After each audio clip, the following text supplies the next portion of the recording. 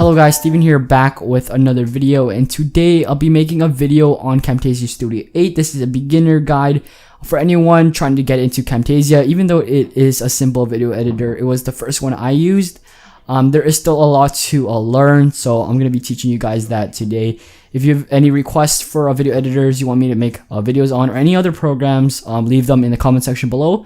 If you guys can leave a like for this video, that would be very helpful for me. With that being said, let's just get into the video. Okay, so now we're on Camtasia Studio, and I'm gonna clear some things up right here. Camtasia does crash a lot if you have like very big project files. That's one thing that made me switch to Sony Vegas.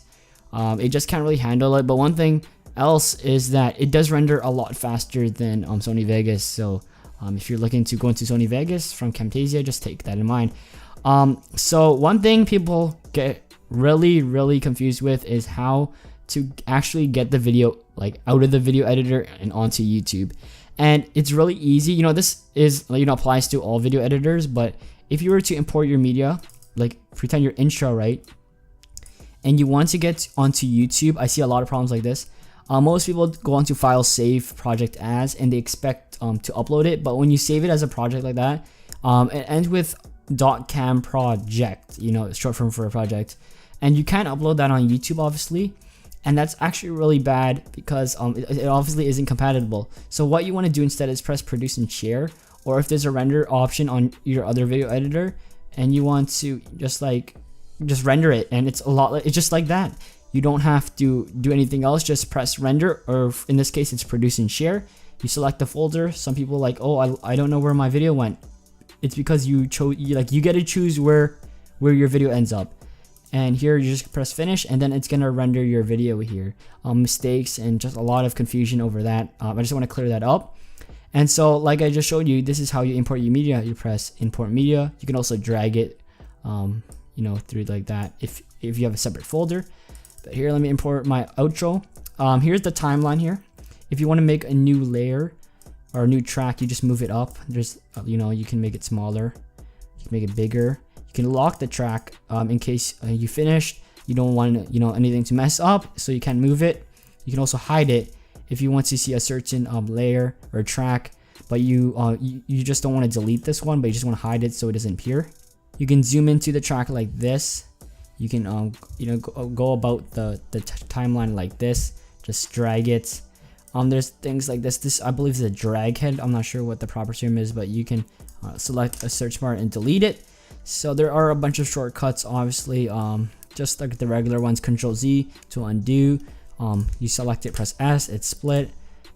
You select it right here, press C, it's call out.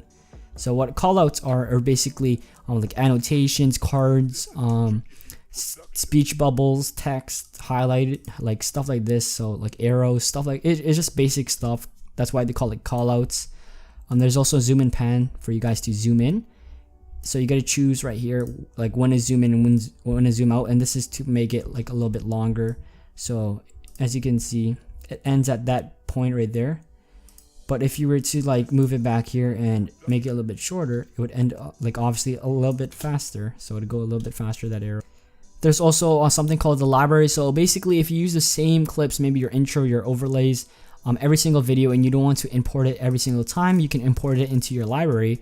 So every time you open up a project file, it's already here. So I use my intro a lot, so I would like import my intro into my library. So every time I open up a new project file, I don't have to import the media. Instead, it'll be right here.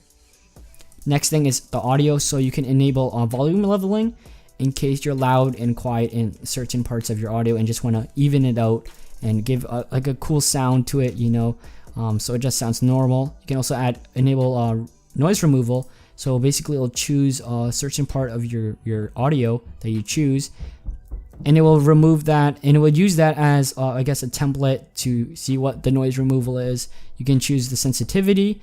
You can also auto train the noise reduction. You can also remove clipping in clicks, which is also very helpful.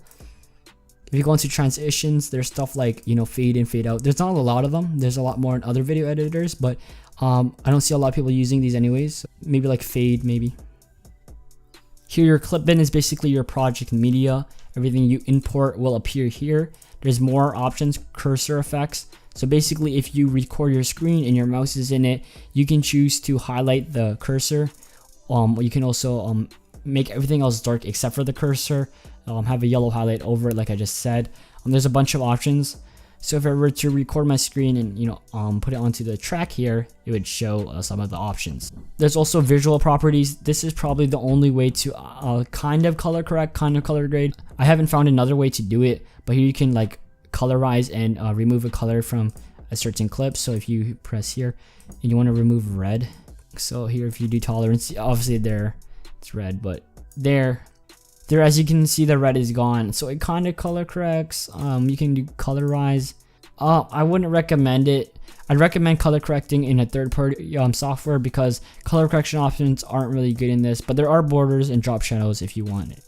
You can also go into voice narration, so you can start recording, and you can also mute your speakers during the recording, just in case you don't want the audio from the video playing while you record. You can also see what's playing at the moment when you're speaking over it and narrating. That's really helpful, because if you're using a third-party software like Audacity, for example, you won't be able to see both screens at once unless you have two monitors, obviously. Next thing, there's also record camera, so this sort of webcam here. So you can see I'm right there with my mic right next to me. You can change the input, you can mute speakers once again, choose the available video devices. There's also quizzing, so this is more for presentations. If you have a class presentation, you want to quiz. At the end, you can see it's like right there.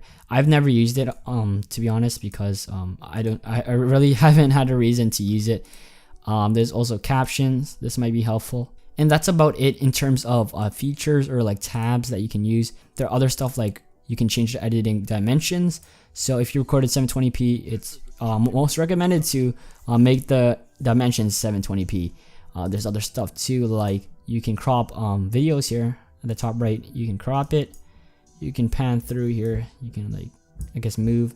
You can also enter full screen mode by pressing this option, and you can detach the video preview here and just double click to make it go back. There's also the audio option here. So basically you can fade in, fade up, like just move it like right here. You can move it up and down. What I like about the tracks, the media, how they lay it out, is that the video and the audio are both able to be on one track. In Sony Vegas, they have to be on separate tracks, so one audio clip has to be like on a separate one from a video clip. They can't be together, which takes up a lot of space, but here it's a lot more compact, which I like. There's also audio points that you can add, so you can like put it at a certain point. So here you can press right there. So let me just move it here, and I'm gonna press add audio point, and here you can move this up while this goes down. That might be helpful in some cases. Maybe your voice cracks at that point. You can just lower the volume so no one really hears it, and then you can put it back up. Here, let me show you recording the screen. It's pretty simple. It's probably one of the best screen recorders. I used to use it before I used OBS.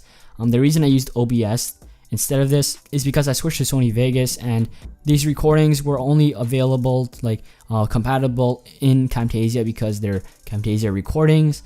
I'd have to render it like from Camtasia, then put on Sony Vegas, which would have decreased the quality. So I just decided to use OBS and Sony Vegas. So here you can add the webcam. So that's me right there. That's my tripod. That's my mic.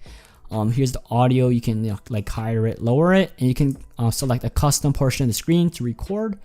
There's other stuff, effects here. You can see a bunch of them. There's tools. And yeah, so hopefully you guys did enjoy this video. This was just a little small breakdown. If you want more advanced tutorials, just ask. I'm happy to make them. If you have any other video editors or programs that you want me to review, make sure to comment down below which one those are. So hopefully you guys did enjoy this video. If it did help you out, hit that thumbs up button. My name is Steven, and I'll see you in the next one.